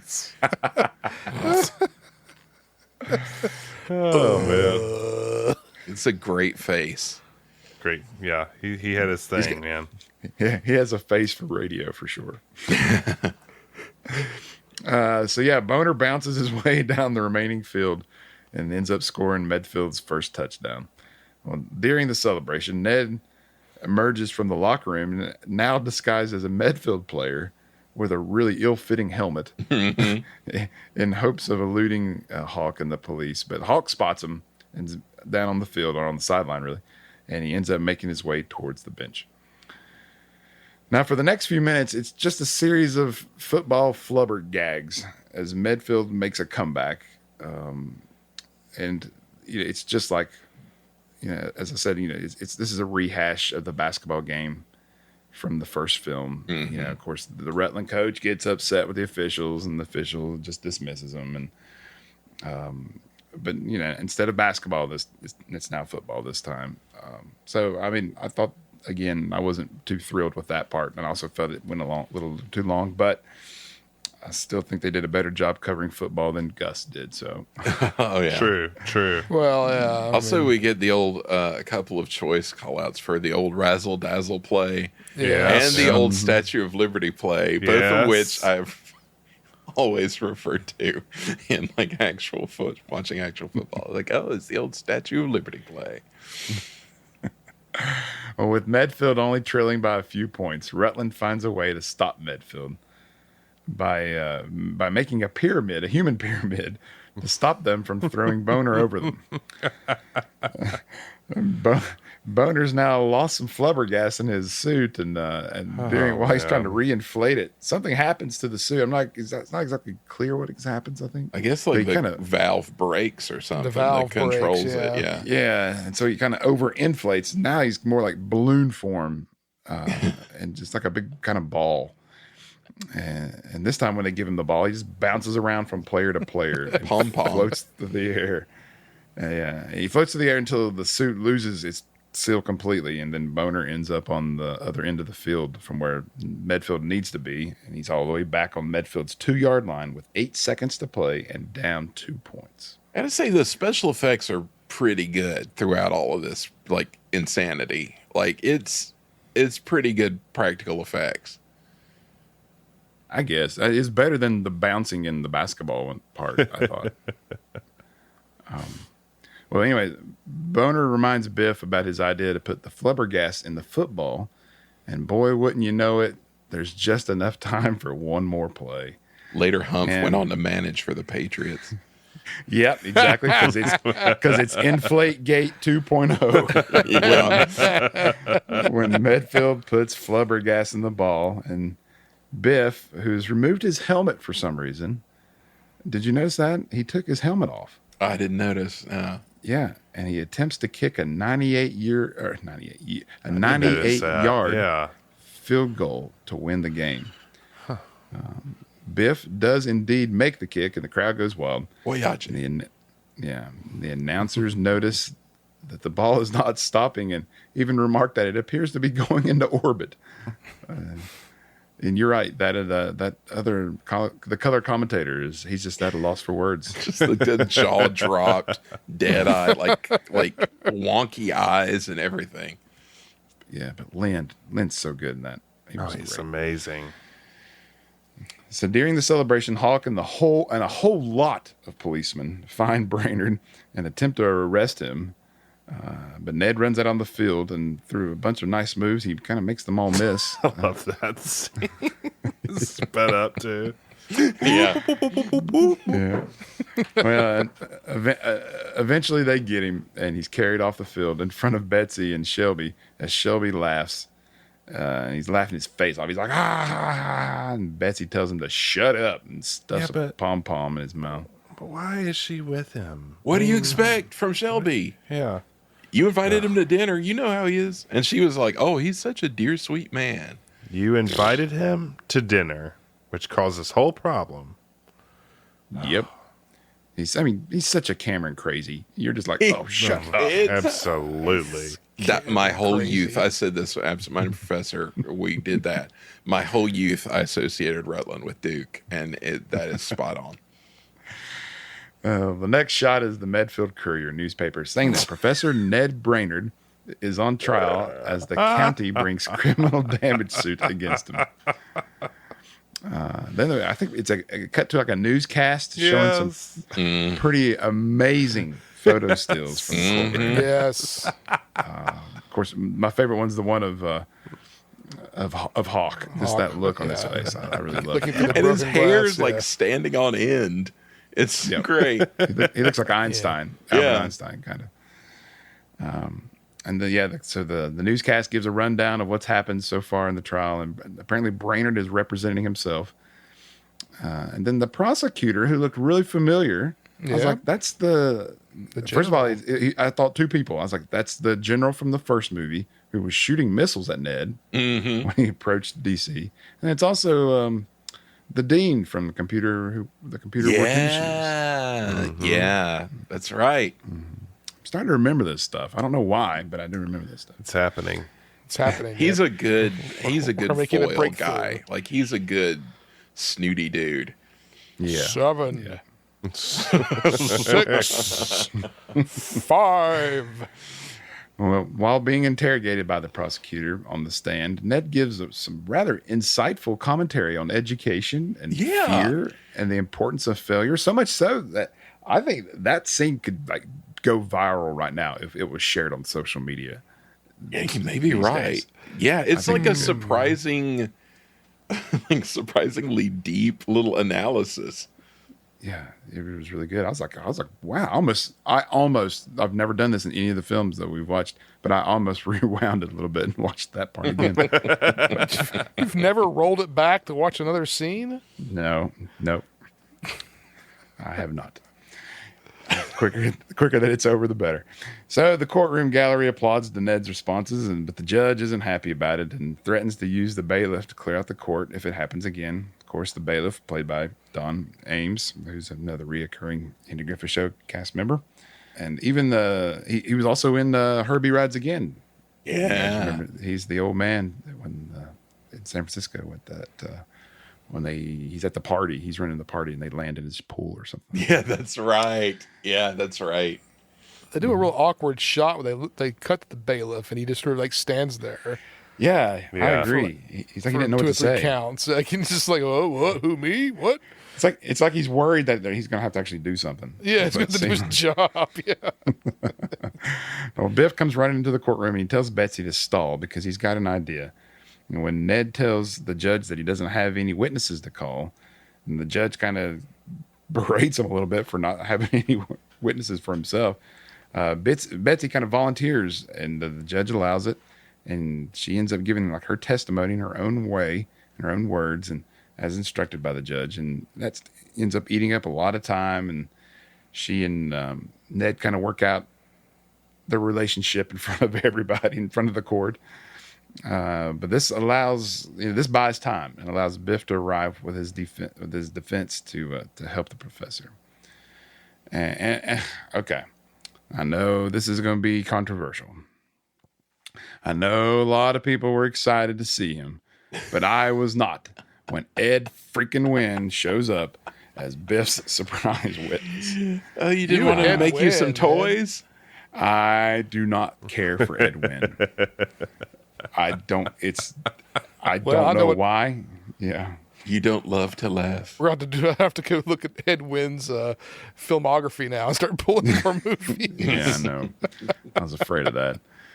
You know, Ed is the county agricultural agent, and who days earlier just testified against Ned, saying the effects of Ned's flubber gun had an effect on the local plants and vegetation, which was a negative thing at the time, but now Ned is going to use it to his advantage.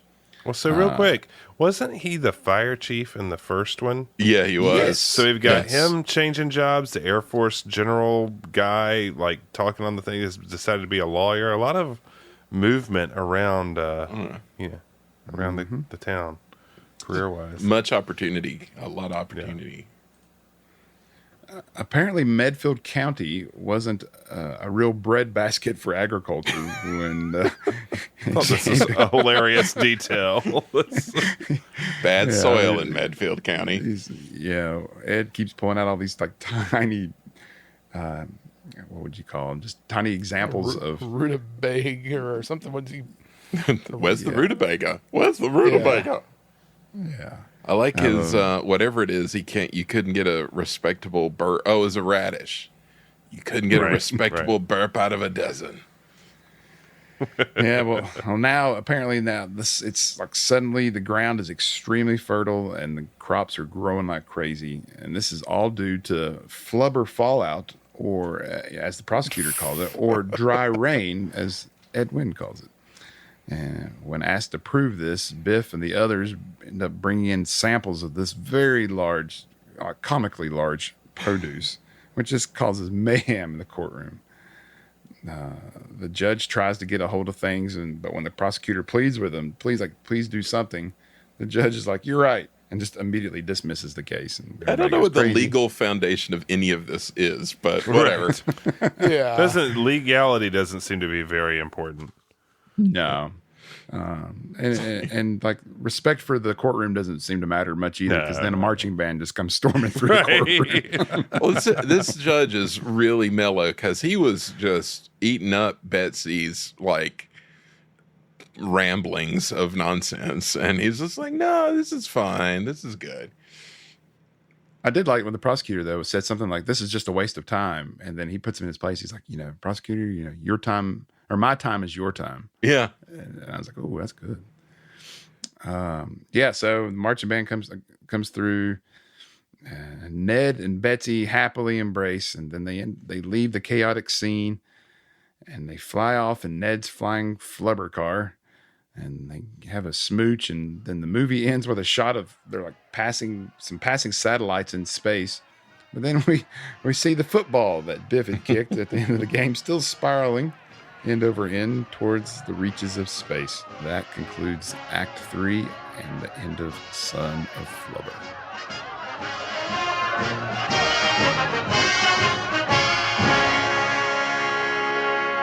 Of course, I don't have anything against science, mind you. As a matter of fact, I'm crazy about it, but... Betsy, offhand, can you name one thing that science hasn't improved upon one way or another? Offhand, I think I can. All right, what? Oh, I guess I'll have to go along with that.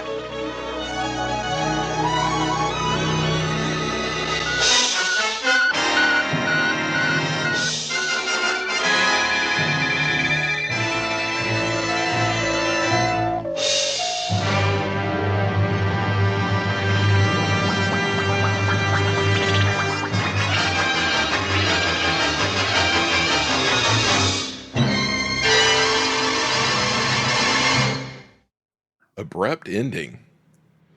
It is. It's really abrupt. I will just say one thing, that when they are bringing in the giant vegetables and stuff, I really love the prop of the giant walnut. It's a really good prop. It really looks like a giant walnut. He like breaks it open. It's got walnut inside. Then they like break it apart to eat it. Yeah. That's a good walnut. Anyway, that's my final observation. Flubber.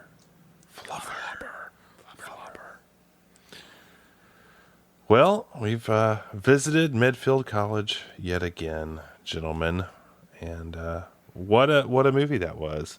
It is time for us to rate this movie using our customized rubric system funneled through the computer that wore tennis shoes. Robert, what is our rubric? What's our grading scale for tonight? Our rubric is a gag early in the movie. It wasn't really a huge plot device, but I feel like it rings true with the first act, certainly. And it's going to be the IRS audits. All right. All right. Our government overreach. Yeah, there we go. Government overreach. I like that. That seems more broad. All right. So, plot and writing. 1 to 5. How many IRS audit government overreaches do we give the Son of Flubber? We will start with Andy Brown. I'm gonna go 2. I think it could have been, if it wasn't such a rehash of so many beats within the first movie, I think it could have been, I would have given a higher score, but it wasn't terrible, but lack of originality brought it down for me. Okay, we will go to Robert next. I'm going to say Andy is right, but I don't think it's worthy of a 2, but the rehashing definitely brings it down, but I'm going to give it a 3. Okay, and Michael? I'll give it a 3 as well. I mean, I totally agree on the rehashing as pretty lazy stuff to go back to the well on the Shelby thing with the car and then the sports thing at the end. But like, I feel like what is there, like if I just watched this movie in a vacuum, I'd be like, well, that was pretty funny. And like, there are a lot of like funny lines and like funny bits. So that's enough to give it a 3 for me. Yeah, I find it surprising that, as we said, Walt didn't like sequels.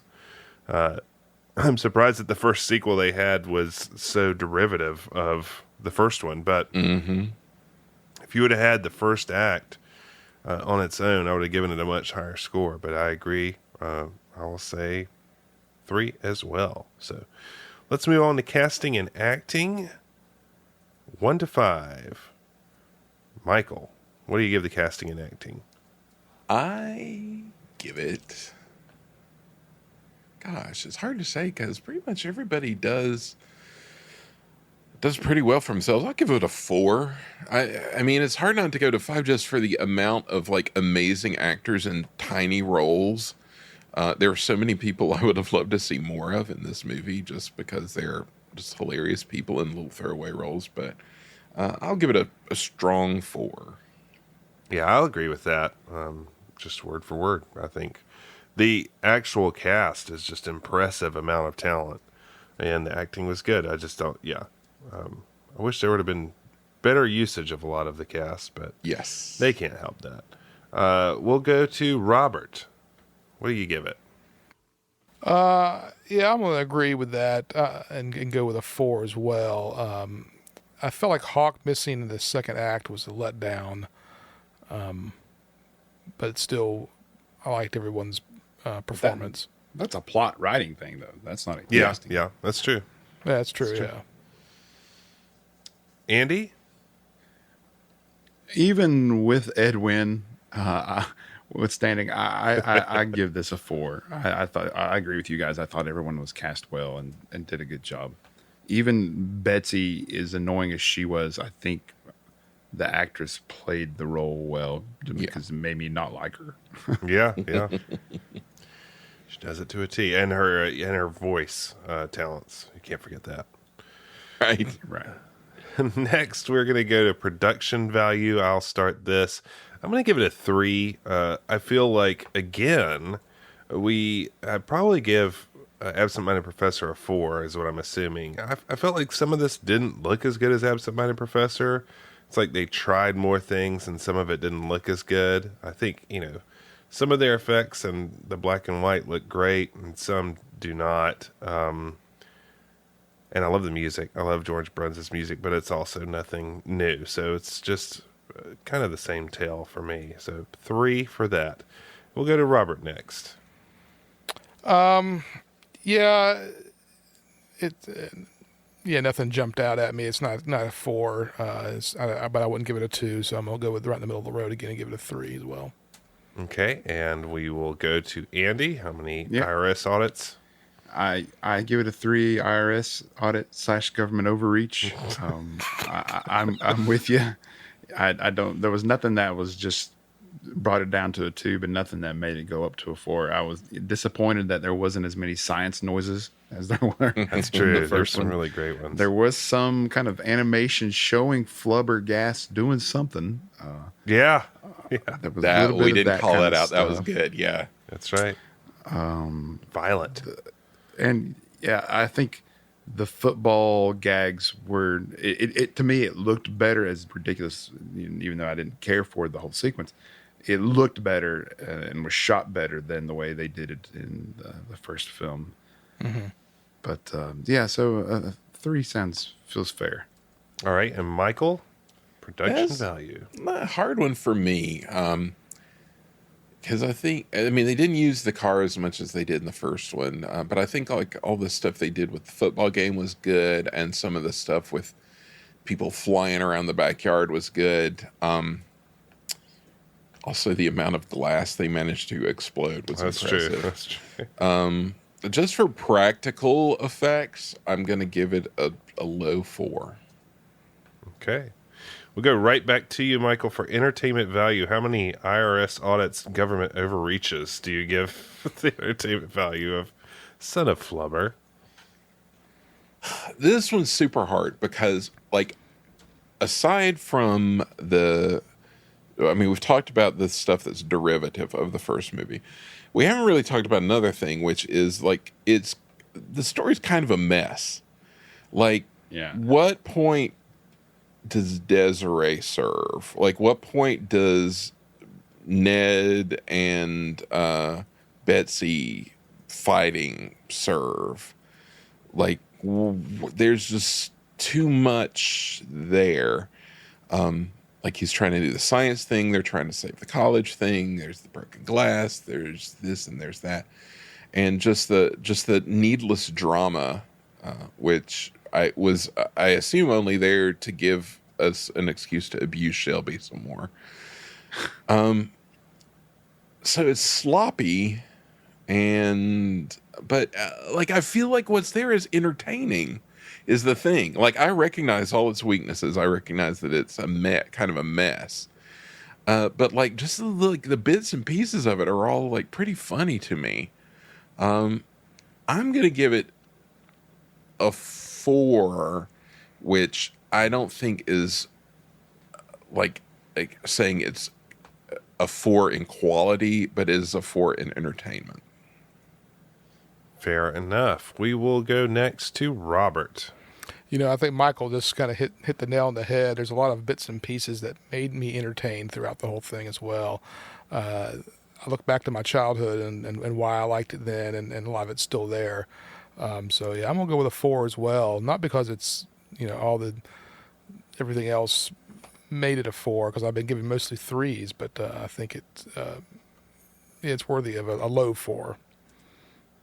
Yeah, I'm having a hard time deciding what I think, because I feel like it's on a cusp between a 3 and a 4. I never thought I would have said that. Again, when the movie starts, it's just hitting strong for what it is. It's like really enjoyable through the first act, and then there's just not a lot of follow through, and then I feel like the football stuff drags so much.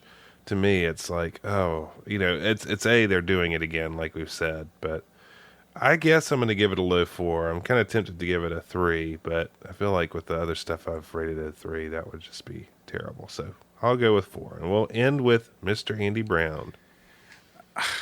I'm with you, but I'm at a lower scale than you are.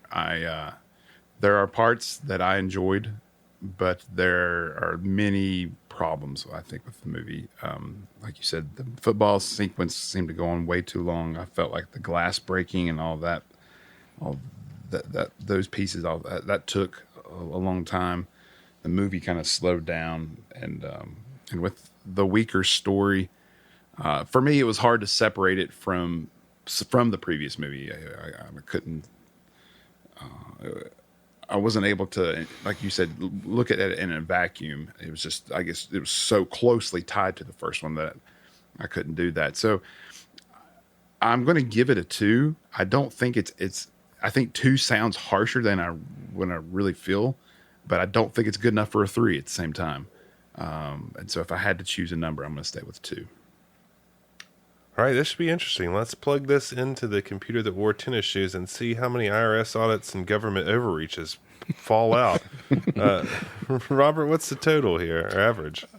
All right, so we've entered the numbers in, and we have come back with a rating of 3.38, which puts our movie squarely at just below The Great Mouse Detective, with a tie with The Three Caballeros Revisited. So, and of course, way below the original. Yeah. yes, Which makes sense. So the original's still holding strong up there at number 4, with a 4.15. Yeah, I think this ranking is looking pretty right on, from what I would say. It's looking pretty good.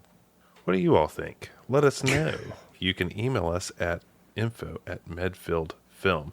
So before we leave this movie, does anybody have any final thoughts? Was it good to be back at Medfield College here at the alma mater again? It was, yeah, and this is one, like I said, I watched it a lot as a kid, more so than The Absent-Minded Professor. So it was because it was readily available.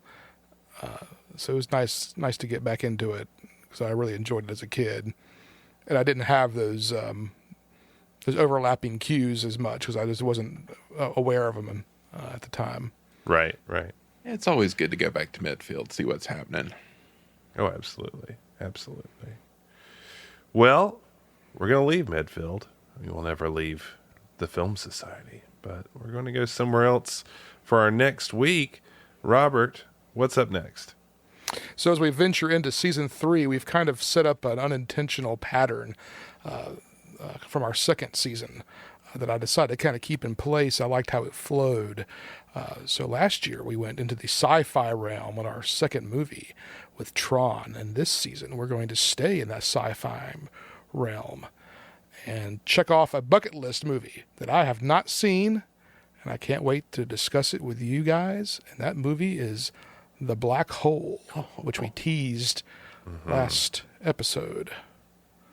I can't wait to hear what everybody thinks about The Black Hole. Because I guarantee you will have thoughts and feelings about The Black Hole. As I remember, Andy, you have seen it, but you don't remember anything about it. Right. I was very young when I saw it. So, Jeff and Michael, you have seen it more recently, at least. Yes. So give me one word to kind of prep us for this. Aesthetic. That's a good one. This will be a run-on word: murder robot.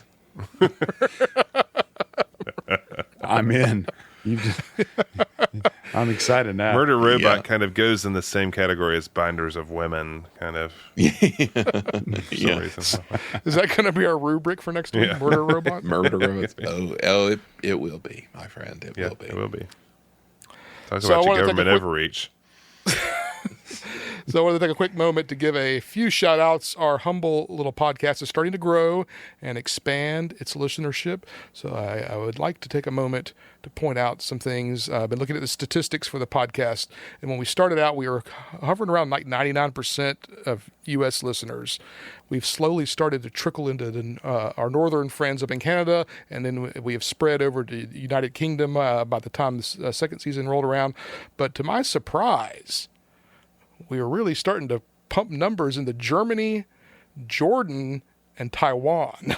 So, konnichiwa. So if you are one of our loyal listeners in one of those locations, we welcome you and encourage you to contact us at info@medfieldfilm.com or find us on Twitter, Instagram, and Facebook at medfieldfilm. Well, speaking of stats, here's a little known fact for you before we leave. While you were saying that, Robert, I was reading on the Bureau of Labor Statistics. There are currently over 290,000 graphic designers in the North American market today, including probably some of our Canadian listeners. With a growth of 13% the past decade. You know what? We here at the Society hang our Medfield caps firmly on Todd Naperick's work. Why? Because we want the best, and we want you to have the best too. Don't worry yourself by sifting through 289,999 graphic designers when we've got the one that you need. We have Todd, and it starts and stops there. But Jeff, you say, where can we find Todd? Well, clearly you haven't listened through season 1 through 2 yet, because you can find him at bydandgraphics.com or on Upworks, of course. I know what Upworks is. Find him there. Stop wasting time. Don't try to do it yourself. Get Todd, because he's going to make you look good, and tell him Medfield sent you. So, from all of us here at the Medfield College Film Society to all of you, we wish you well. We look forward to seeing you next month for the Black Hole. Proud are we of mighty Medfield, alma mater dear. All your sons and daughters hail to thee, Medfield College of Technology. And while we hold your banner high, rock, rock, we shout your praises to the sky, rock, rock. For proud are we of mighty Medfield, loyal